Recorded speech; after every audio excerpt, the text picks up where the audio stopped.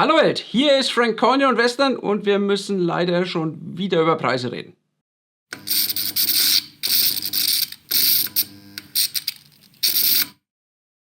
Konkreter Auslöser ist dieses Modell Busch 58222. Blödsinn.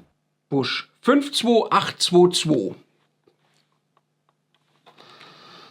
Das ist nicht günstig, das ist nicht preiswert, das ist nicht ein bisschen teuer, das ist nicht lackgesoffen teuer, das ist einfach nur unverschämt teuer. Ich habe den im neuen Prospekt gesehen, fand den schick und habe ihn vorbestellt. Ich kaufe nicht so viele Autos, deshalb läuft das anders als bei Rollmaterial ohne Budget ab und ich habe wirklich nicht nachgeguckt, was er kostet. Ende April wurde er ausgeliefert, da war ich ja noch im Headquarter East von Franconia und Western und mein Bruder hat ihn mir natürlich direkt mitgebracht. Und dann setzt du dich beim Preis mal so richtig schön auf den Arsch.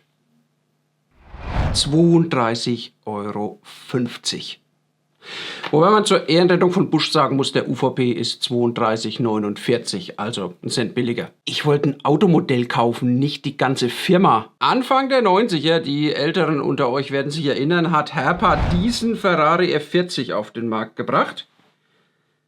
In der Private Collection, also mit dieser hübschen Vitrine, zahlreichen Drucken, unter anderem vom Ferrari-Logo, zu öffnender Motorhaube mit Motornachbildung, zu öffnendem Kofferraum, ein absolutes Hightech-Modell. 25010 für alle die ihn nicht mehr kennen und ihn vielleicht googeln möchten. Ich bin als Schüler, also bevor die Räumlichkeiten der Zahnarztpraxis wurden, beim Händler monatelang um das Modell rumgeschlichen, bis ich ihn mir endlich leisten konnte. Denn das gute Stück kostete damals 25 Mark. 25 Mark, die ich mir vom Taschengeld absparen musste. Und 30 Jahre später kommt Busch mit einem Ford Ranger in der einfachsten Plastikverpackung, ohne zu öffnende Teile, eine Handvoll mehr Drucke und will dafür 62,59 Mark. 250% mehr als noch 1992 ein absolutes Topmodell gekostet hat. Welcher Teenager kann sich das denn heute noch leisten? Also vor allem auch für ein Modell, das anders als der F40 nix kann, außer maximal gut aussehen. Apropos Design, das war ja erst nach dem zweiten Neuheitenprospekt von Busch so richtig klar, dass das eine Serie mit europäischen Polizeifahrzeugen wird. Ich würde ja echt gern mal in die Köpfe von diesen Marketingfüchsen bei Busch reingucken, was das Geile an der Idee ist, dass man für Deutschland ein Sonderfahrzeug, das nur zu Werbezwecken eingesetzt wird, auflegt und für alle anderen europäischen Länder dann wirkliche Polizeifahrzeuge, die so auch wirklich im Einsatz stehen. Ich meine, es ist ja nicht mal so, dass es die in Deutschland nicht geben würde. Sachsen hat zum Beispiel ganz normal im täglichen Polizeidienst Ford Ranger. Wir hatten es ja beim Busbahnhof schon, da sind Lizenzen vielleicht nicht ganz unschuldig dran, dass die Modelle plötzlich so völlig aus dem Ruder laufen teuer werden. Aber jetzt lass mal die Ford-Lizenz 10% vom VK sein und das Design vielleicht auch nochmal 10%. Ich glaube, das ist schon relativ viel und selbst wenn wir das in Abzug bringen, ist das Modell immer noch 200% teurer als der F40 von 1992 und ich kann mich irgendwie nicht erinnern, dass wir hier irgendwie die riesige galoppierende Inflation gehabt hätten in den letzten Jahren und man muss auch ganz ehrlich sagen, die Löhne sind auch nicht in dem Maße gestiegen. Und dann meint mein Bruder noch total trocken, wieso? Die Multicars von Auhagen, die liegen doch im gleichen Preisbereich. Bitte was? Die Multicars von Auhagen? Tatsächlich. Du kriegst die Tür nicht zu. Multicar M24 mit Kofferaufbau 32,50. Multicar M24.0 Hochkipper 34,50.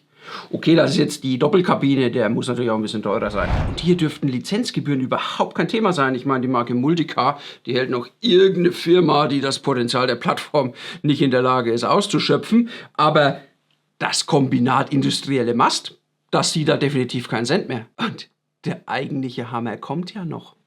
Das ist ein Bausatz. Ein Bausatz. Das eigentlich teure, die Endmontage, lagert Auhagen also an den Endkunden aus. Da kann man natürlich auch problemlos mit Made in Germany werben. Ich meine, als jemand, der in der Druckvorstufe gearbeitet hat, da freut man sich natürlich über so Kleinigkeiten auf der Verpackung. Da ist hier partieller Lack auf der Zeichnung vom Multicar, partieller Lack hier auf der Minicar-Schrift, die ist auch noch blind geprägt. Das ist alles super. Das macht eine total hochwertige Verpackung, die auf der Rückseite sogar wirklich die Bilder des Modells, das dann da drin stecken wird, trägt und nicht einfach nur wie bei Faller mittlerweile oder bei vielen anderen Firmen so einen Einleger in einer Standardverpackung hat. Aber das macht's halt sauteuer. Denkt denn hier keiner an die Kinder? Wo zum Geier ist man denn da in der Branche falsch abgebogen? Oder ist das ein generelles Problem bei der Spritzgusstechnik? Ich meine, Lego kann auch nur teurer. Schnüffeln die einfach alle viel zu viel an flüssigem Granulat? Ich meine, das wäre auch die einzige Erklärung, warum man beim Ford Ranger ein Modell rausbringt, das zwar entfernte Ähnlichkeit mit dem Original hat, mehr aber auch nicht. Teilverchromte Stoßstange hinten, Fehlanzeige. Verchromtes Logo und verchromte Griffe, hier nicht. Verchromter Überrollkäfig, nicht bei Busch. Also das Einzige, was an dem Modell Chrom gesehen hat, ist tatsächlich der Frontgrill und der ist falsch. Das Original hat nämlich einen komplett anderen Grill. Das hier, das Modell, hat nur eine Zierleiste im Grill und die geht auch nicht bis an die Enden vom Grill. Das Original hat 2 Zierleisten, die über die komplette Breite vom Grill gehen. Gleichzeitig hat das Original eine Stoßstange in Wagenfarbe. Hier haben wir eine Stoßstange in Chrom. Mir ist schon klar, dass das Aufwand bedeutet, wenn man das wirklich vorbildgerecht umsetzen will. Aber verdammte Axt, das kann ich für 32,50 Euro, 32,49 € auch verdammt nochmal erwarten. Aber nicht aufregen, sondern einfach nicht kaufen. Während auf Regen bekanntlich Sonnenschein folgt. Habt einen großartigen Tag. Bis bald.